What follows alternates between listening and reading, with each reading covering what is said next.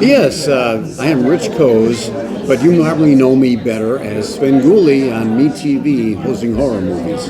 Yes, definitely.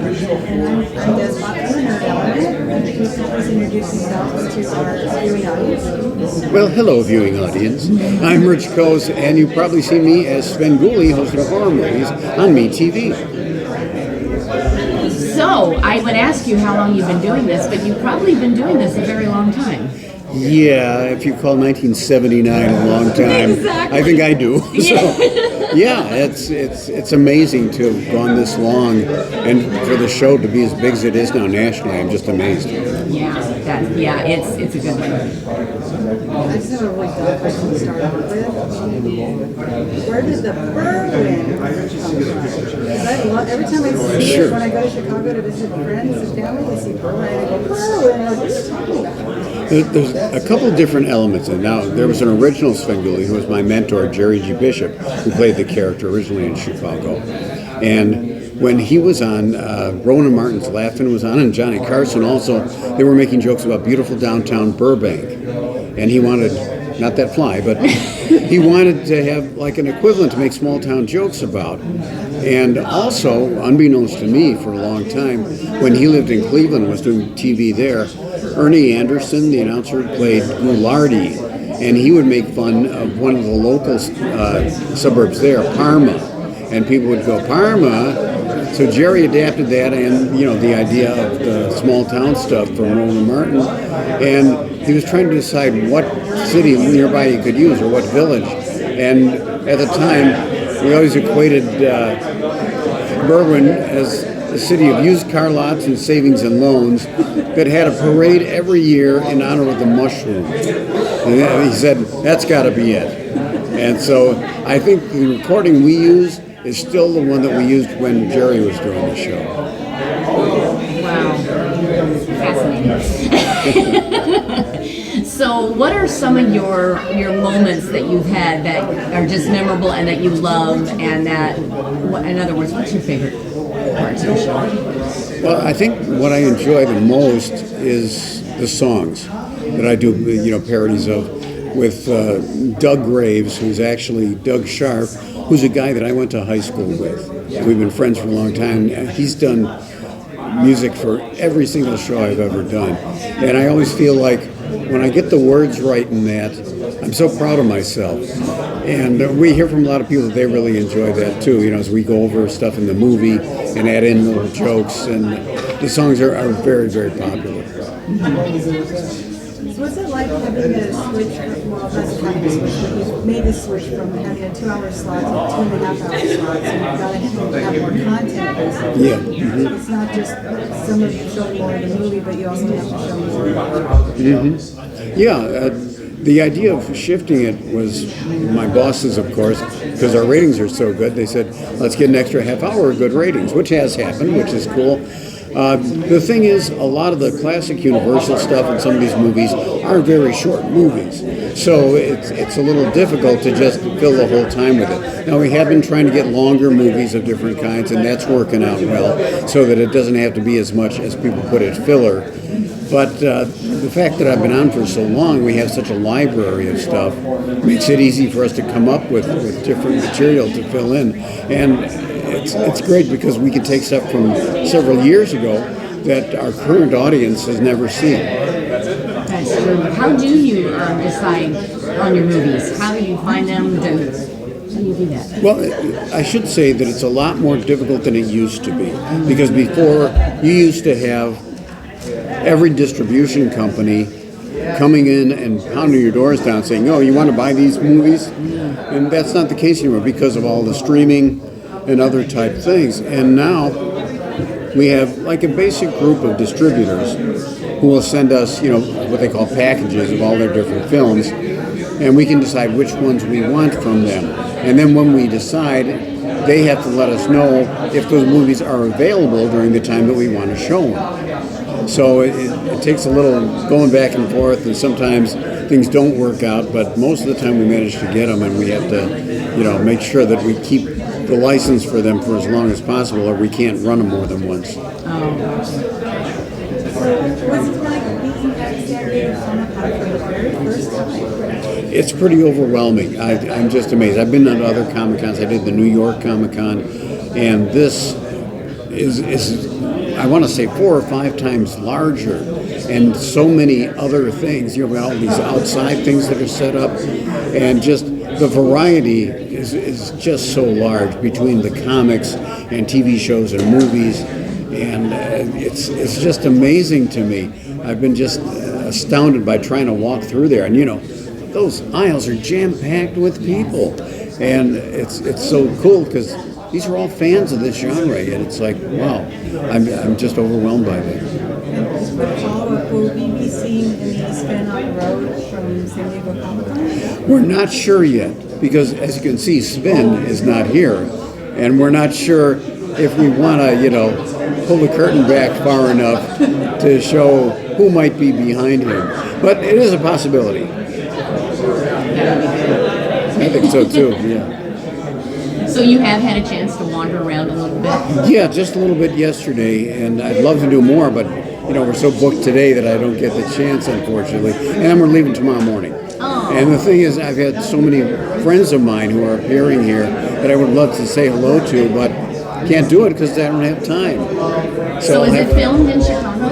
The show, yeah. Oh, okay, so it is still filmed in Chicago. Yeah, our base is right in Chicago, on the west side, just past Greek Town, as it's known, where all the Greek restaurants are. Oh, ooh, that sounds yummy.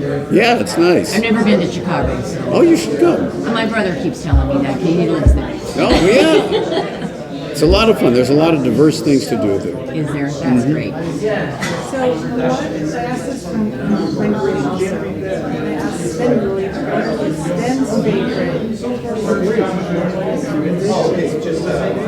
I missed the last part of that. Basically, what's your favorite horror film? What's Svengoolie's favorite? Oh, actually, I think they're both the same.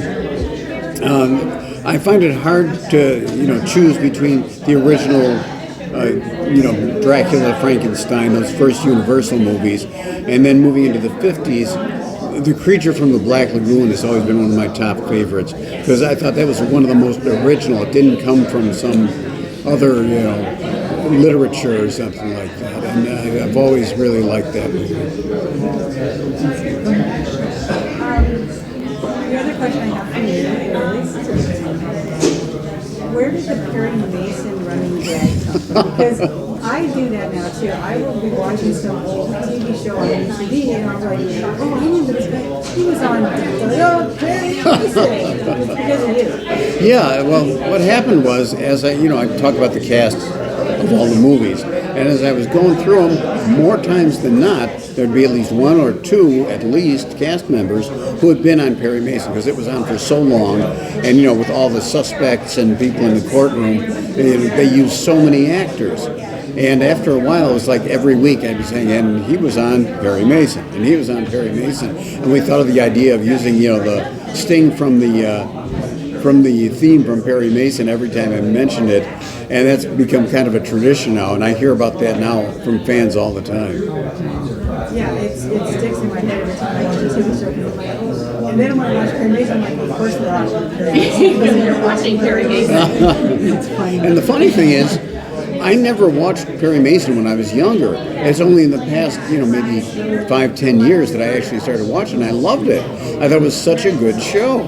And, you know, so this little melding of the two things was actually kind of cool. Well, I have to ask you, I've asked everybody about the chicken. I love the part with the chicken. Why a chicken? Why the thrown chickens? Yeah. This goes back to my mentor, Jerry G. Bishop. When he was starting his show, he was thinking about almost like a vaudeville type thing, that back when people would do bad jokes or their act wasn't going over, the audience would throw rotten vegetables or rotten tomatoes. And he said it'd be fun to do something like that. Now, in a TV studio, you're not going to be throwing this stuff because the cleanup would be absolutely terrible. So he thought of another vaudeville prop, which was the rubber chicken. And he said, what if people throw rubber chickens at me? And so we did it. And I just continue the family tradition. It's hilarious, by the way. I just love it. I've heard that in certain cities, they've been sold out of rubber chickens, and they attribute it to our show. Oh my gosh. That's funny. I should have invested in them. Oh, you should have. Yes, invest in those liver chickens. You put little top hats on them and the eyebrows. Yeah, That there would you go. personalize them, wouldn't it? Personalized chickens. But actually, they're more difficult to get now because of tariffs. Because a Oh, lot of they them all come from from overseas, and it's become more difficult to get them. So, Oh my goodness. Yeah. Do you have another question? How long does it take to write this script and prepare when you're doing, especially now with the longer movies that you're doing? How much time, production time goes into doing one show? it's kind of hard to say because what I'm doing is I screen the movies myself. I break them down into segments. I write real copious notes about everything that goes into it. Then I write the stuff. We go into the studio and record, and then afterwards there's post-production work to be done. So it stretches across a wide period of time. And during that time, when I'm doing the post-production on one, I'm doing pre-production on another one. So I want to say it's maybe 3 weeks for one show, but it varies. It depends on, again, the length of the movie and how much we have to put into it. My friends want to know, when is the season? They love the show. I'm like, you know you have seasons. Actually, there is no season because we put new stuff in all year long. No way. We never do like the typical, start in September and go through May. We have, we mix in stuff, new stuff all year long. We're shooting every single month of the year. And yeah, it's I thought because sometimes they well, yeah, we do that just to give, the staff a break because we need it with all the stuff that we have to do. And also, there are certain movies that we have contracts for that we have to run again.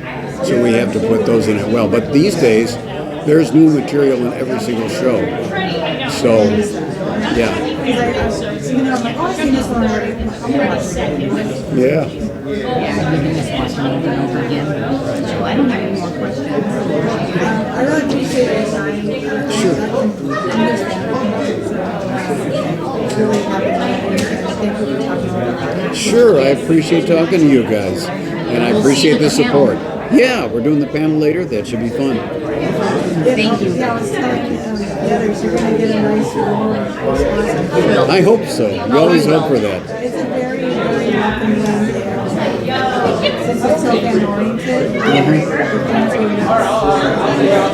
Very We're cool. gonna love you guys. I'm looking forward to it. It should be fun. Well, thank you so much. Thank you guys. Very nice of you. I didn't have my video on. Okay. Now I'm recording. Okay. Could you introduce yourself for my